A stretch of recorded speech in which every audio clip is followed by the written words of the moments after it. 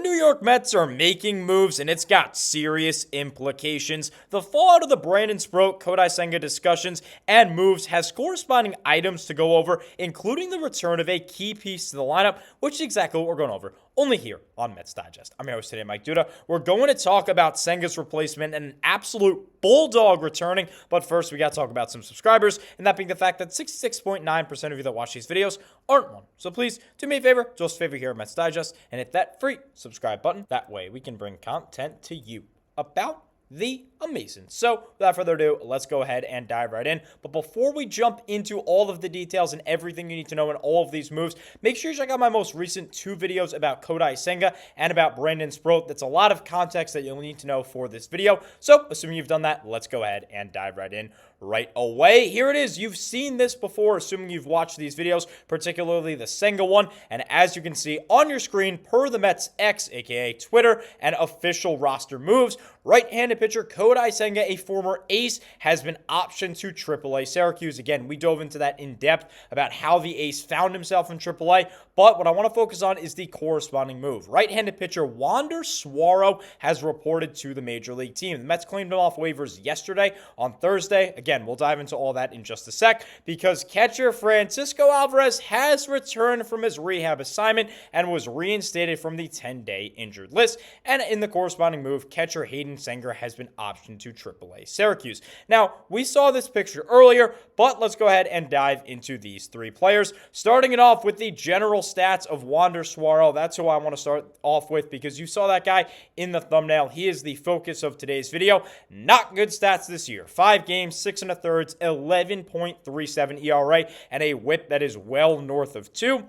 He only threw in 5 games, as you can tell from that 5 games that it says on the 2025 regular season, and this was in 2 separate stints with the Atlanta Braves. First stint started on the 13th of July in St. Louis. He pitched 2 scoreless innings, and then about a week later on the 19th against the Yankees, 2 earned runs over 1 inning, and then a couple days later on the 22nd against the Giants, 4 earned runs over 2 innings, and therefore was optioned back down to AAA with the Atlanta system on the 23rd of July. But he was recalled in August on the 24th. On the 26th, a couple days after he was recalled, the Braves were in Miami, and he gave up no earned runs over 1 inning, but then faltered again on the 28th, gave up 2 earned runs in just a third of an innings pitched, and was therefore optioned on September 2nd. The Mets claimed him yesterday, and they obviously activated him today. Now, before we dive into who he is, very simply, this guy will be here for 2 days. Again, assuming you've watched that video on Sproat, you would know that a top prospect in Brandon Sproat is coming up to pitch.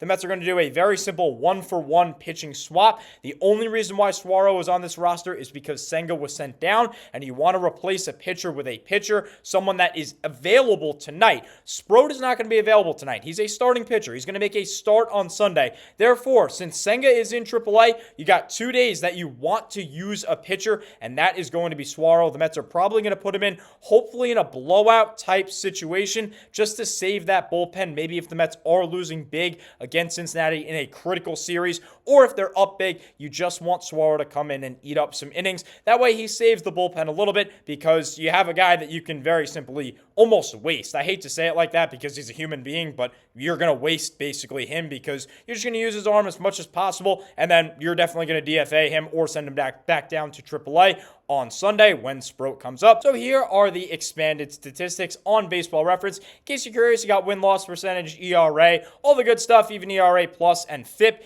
If you're curious about a particular season, or maybe just his overall that isn't showing up in the more simplified stats, well, you really need to know, not a great pitcher overall. A career 5 ERA pitcher, high whip, not a lot of innings pitched, less than 200 in his career. So just a guy, again, that's up for 2 days. But if you're curious, here are the advanced metrics. He actually does a good job avoiding the barrel and avoiding hard hit. The ball is not hit very hard nor super fast off the bat, and the expected batting average is pretty good, but the expected ERA not good at all, and a lot of these stats are just not good, such as his walk percentage, the barrel percentage, the ground ball rate. He gives up a lot of fly balls, which you don't like. That's why we love guys like David Peterson, Nolan McLean, Jonah Tong. They get a lot of ground balls. When you produce ground balls, the worst that's going to happen is a double or a triple down the line. You will not give up a home run if you keep the ball on the ground. That's why we all love McLean so much. That's why I personally love David Peterson. Just one of the many reasons. And of course, Suero is not that. But again, like I've mentioned, we're not going to try and have this guy be a Cy Young caliber guy. He's literally here for just 2 days. So with that, that's all you need to know about Suero. Let's focus on Francisco Alvarez, who is a bigger piece to this, starting it off with the corresponding move that Kodai Senga is going back down to AAA, and this is for obvious reasons. I mean, look at his statistics. Less than a 175 batting average, OPS just above 400. He's very simply not a good hitter. You'll see from the advanced metrics, he's a solid defender. He actually does a good job behind the plate, but the offensive numbers are simply not there. He is the third catcher on this Mets roster, and no MLB team carries more than 2 catchers. Every team carries 2 catchers. And when you take a look at the stats, it's pretty obvious. Luis Torrens is going to be the backup catcher, with Francisco Alvarez taking the majority of the reps. So unfortunate to see Senga down, but he's honestly done his job this year when he's come up. He's filled in for those times that Alvarez has been hurt. And overall, Luis Torrens has looked great ever since that Alvarez injury that occurred a couple of weeks ago in the Little League Classic against the Mariners. Torrens has done great offensively, honestly. He's done good offensively, and defensively, he's also continued to do his job. So he'll continue to be a serviceable backup catcher to Francisco Alvarez. No more Kodai Senga. And with that, let's go ahead and turn it over to Alvarez. Here are the splits. You can tell I was saying Luis Torrens the whole time to start every single day, and that was before July, because look at Francisco Alvarez. He was incredible since. We've gone over these stats time and time again.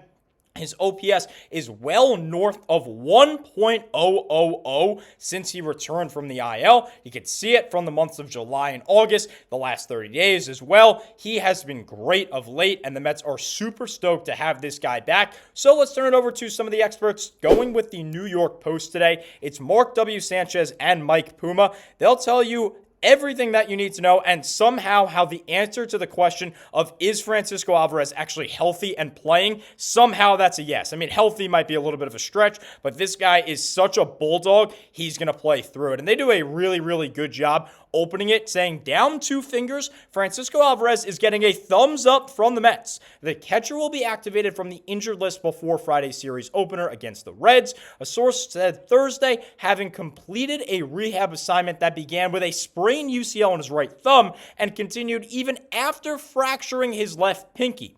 Now, I got videos on this.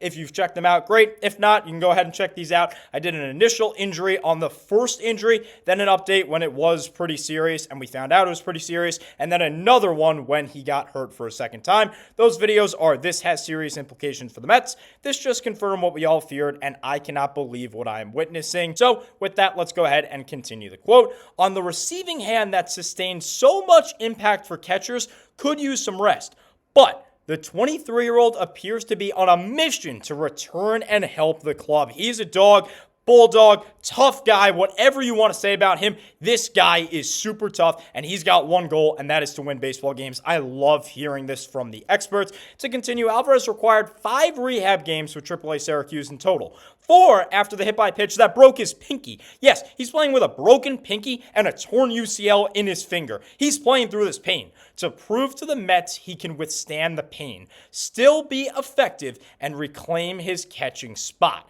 In the 5 games, he went 4 for 19 with 8 strikeouts. The strikeouts are high, but he's been a guy that strikes out a lot typically throughout his career. 4 for 19 is not terrible for him, and a grand slam that he launched on Wednesday.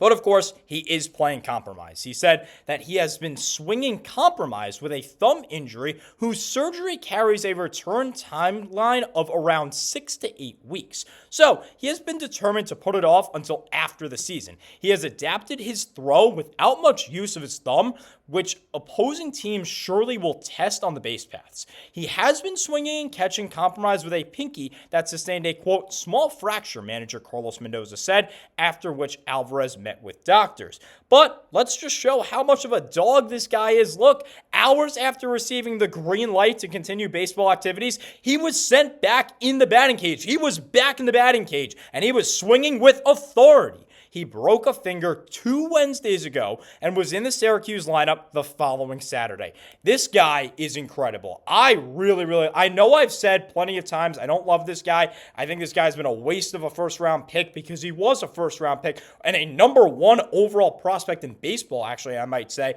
But He's proven to me completely otherwise. I love this. I'm someone that really admires and respects someone that just wants to win and will do anything for their ball club, and that defines Francisco Alvarez. I hope he comes back with a vengeance. I hope he's okay enough to play well. Like you heard in the quotes, they're going to test him, that being opposing teams. They're going to run on him because remember, both of his hands are compromised. He has a broken pinky on one hand, and he's got that UCL problem in the other. One is on the receiving hand, the other is on the throwing hand. So his catching overall is going to be compromised. But the Mets are bringing him up because although Luis Stearns has been swinging a hot bat, you can't have a guy who, as you could tell from the stats, is not a very good batting average hitter, a 227 with a 640 OPS, 82 OPS plus. And that's inflated because of the recent great stretch from Luis Stearns. You can't have a guy with those offensive numbers in a playoff caliber team, especially with all of the problems to the pitching staff and the fact that the Mets require 7, 8, 9 runs to win a baseball game on any given day. So the offense hopefully is going to be enough for Alvarez, and it'll make up for possibly some poor defense. Who knows? Maybe he'll be good defensively in addition to offensively because this guy just continues to amaze me every single day. So we'll see. But let me know. Let me know what you think down in the comments section. Let me know specifically what you think about Alvarez. Do you think that he's going to come back healthy? Think he's going to come back with a vengeance and he's going to be that great Alvarez that we saw for about a month and a half? Let me know your thoughts. Give me your opinions down below. Unfortunately, that's all the time I have for you today. Thank you so much always for watching, and let's go Mets.